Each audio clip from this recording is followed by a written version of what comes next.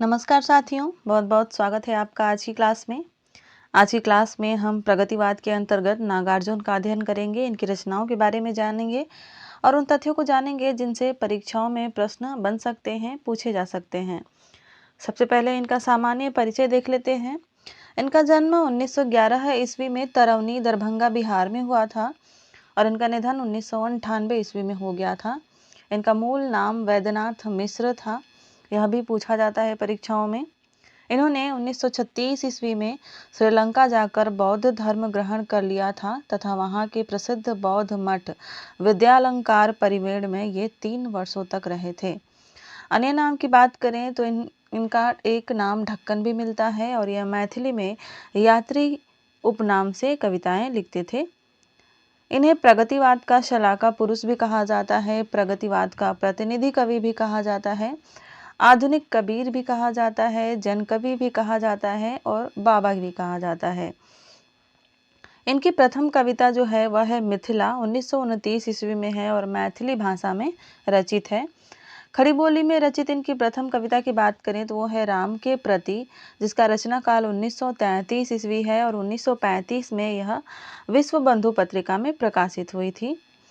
इनकी जो कविताएं चर्चित रहीं वह हैं कालिदास के प्रति, अकाल और उसके बाद, प्रेत का बयान, तुम्हारी यह दंतुरित मुस्कान, सिंदूर तिलांकित भाल बहुत ही प्रसिद्ध हुआ था, रेणुका, अहल्या, शकुंतला, हरिजन गाथा, मैं मिलिट्री का बूढ़ा घोड़ा और भूमिजा और बहुत दिनों के बाद, ये इनकी चर्चित कविताएं रही थीं।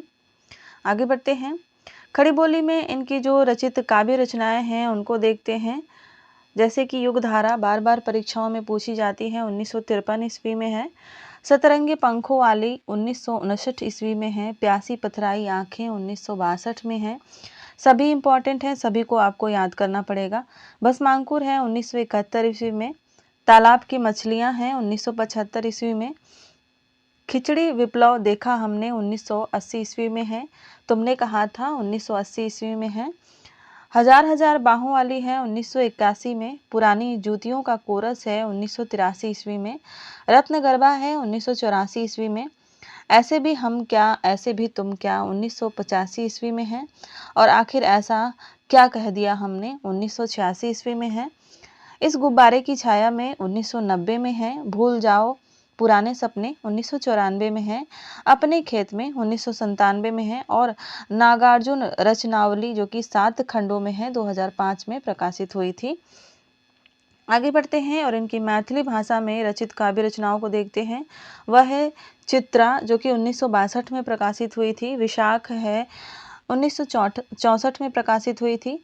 पत्रहीन नग्नगाछ है 1966 में प्रकाशित हुई थी और इसके लिए इन्हें 1968 ईस्वी में मैथिली भाषा के लिए साहित्य अकादमी पुरस्कार भी मिला था।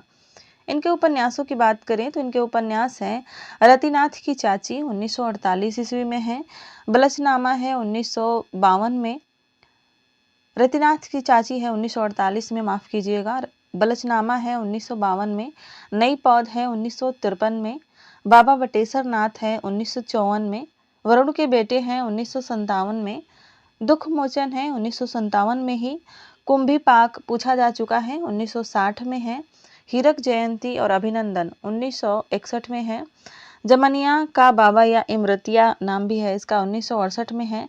पारो है 1946 में मैथिली में रचित और बाद में 1975 में इन्होंने इसको खड़ी बोली में रूपांतरित कर दिया था। गरीब दास है 1979 ईस्वी में।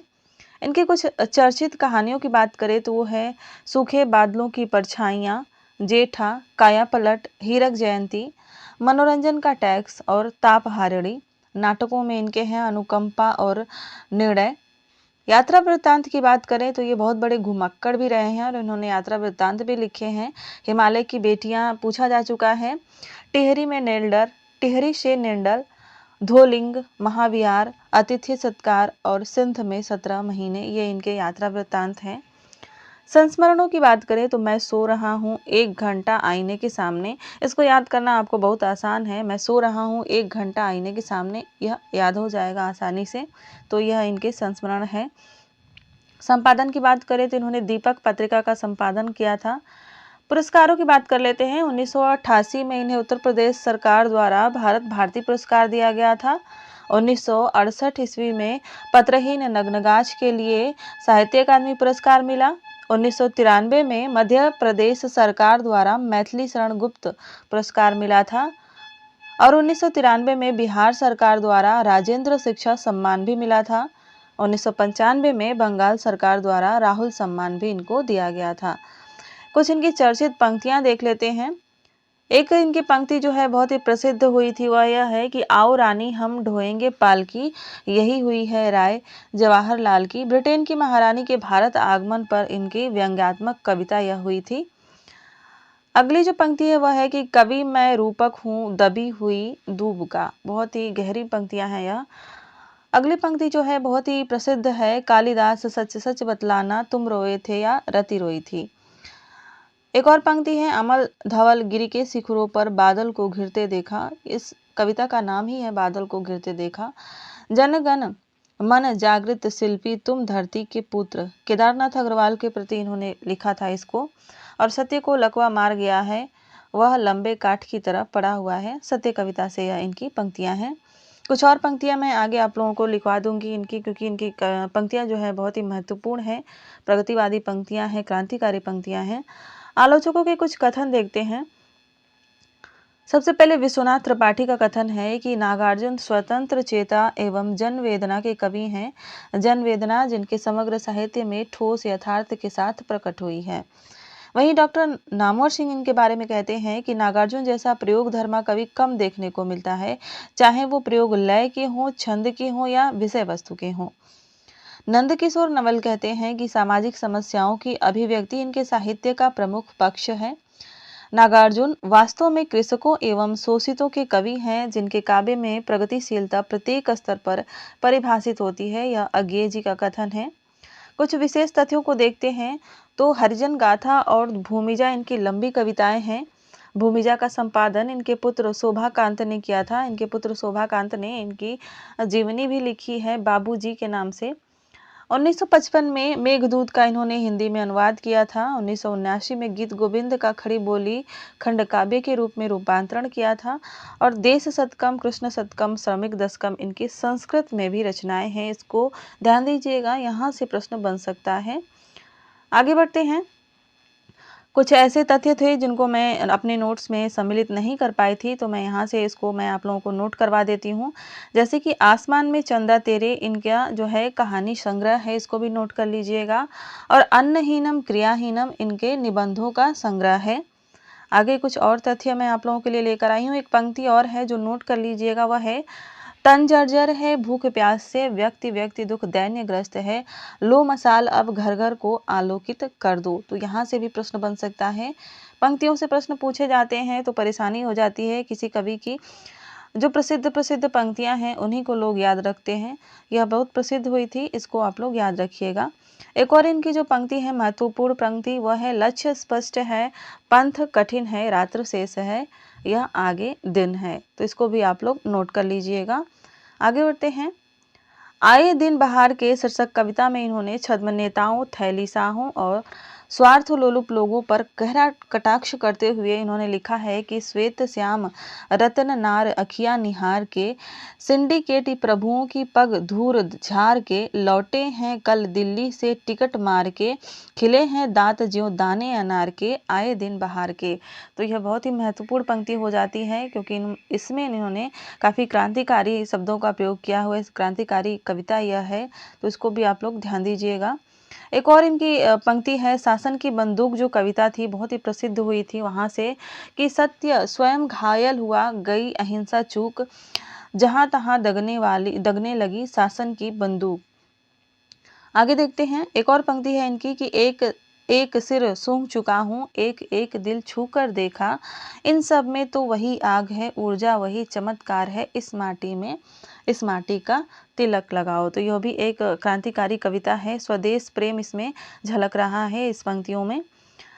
बात करते हैं इनकी और पंक्तियों की, तो वह है प्रकृति से संबंधित, प्रकृति प्रेम से संबंधित इनकी कविता है कि रंग बिरंगी खिली अधखिली, किस्म किस्म की गंधों स्वादों वाली ये मंजरियां, तरुण आम की डाल डाल टहली टहली पर झूम रही हैं, चूम रही हैं। कुछ महत्वपूर्ण पंक्तियाँ जो हैं आलोचकों की देखते हैं, जैसे कि डॉक्टर केदारनाथ सिंह ने इनके बारे में कहा है कि उनकी प्रतिभा एक साथ अनुभव के दो ध्रुवांतों पर कार्य करती है। एक तरफ प्रेम, वात्सल्य, करुणा और सौंदर्य जैसे गंभीर समझे वाले विषय हैं, तो दूसरी तरफ एकदम सद्य घटित आसन्न और तात्कालिक विषय। नागार्जुन का रचना लोग इन दोनों से मिलकर बनता है। वे अपने पूरे कृतित्व के द्वारा मानो इस बात को रेखांकित करते हैं कि संघर्षशील समाज में कविता की यह दोहरी भूमिका अनिवार्य है। इसको अपने नोट में नोट कर लीजिएगा। कुछ और कथनों को देखते हैं, जैसे कि शिव कुमार मिश्र कहते हैं इनके बारे में कि नागार्जुन की सारी कविता यथार्थ की ठोस भूमि पर आधारित है। वे कहीं भी कल्पना की अतिशयता में नहीं भटके हैं। यह कथन बहुत ही महत्वपूर्ण है। शमशेर बहादुर सिंह जी का कथन है इनके बारे में। ये कहते हैं कि यह मुफट कवि अक्सर मुझे सबसे बड़ा, सुलझा हुआ, सबसे आधुनिक और सबसे जागरूक कवि लगता है। तो यह शमशेर बहादुर सिंह जी का कथन है और बहुत ही महत्वपूर्ण है। तो इस क्लास में बस इतना ही देखेंगे। इसकी पीडीएफ आप लोगों को टेलीग्राम चैनल पर मिल जाएगी। तो इन सभी चीज़ों को आप लोग अच्छी तरीके से याद कर लीजिएगा। आपकी परीक्षा की दृष्टि से बहुत ही महत्वपूर्ण है। मिलते हैं अगली क्लास में। कमेंट करके बताइए कि आपकी तैयारी कैसी चल रही है, कहाँ किस सब्जेक्ट के किस हिस्से में आपको मदद की ज़रूरत है। तो कमेंट करके ज़रूर बताइएगा। धन्यवाद। मेहनत कीजिए, खूब मेहनत कीजिए।